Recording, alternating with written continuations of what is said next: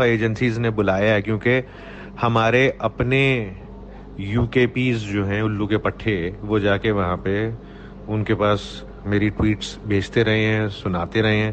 P S P میری tweets copy کر کر کے اسکرین شاٹس لے لے کے آرمی کو، رینجرز کو، آئی ایس آئی کو، ان کو بھیجتی رہی ہے. اور مجھے 2-3 دفعہ بلوایا بھی گیا ہے، بات بھی کی گئی ہے اس حوالے سے. اور میں نے ہمیشہ یہی بولا ہے کہ جی میرا محسن ہے، اور میں نہ ان کو گالیاں دے رہا ہوں نہ ان کو گالیاں دوں گا.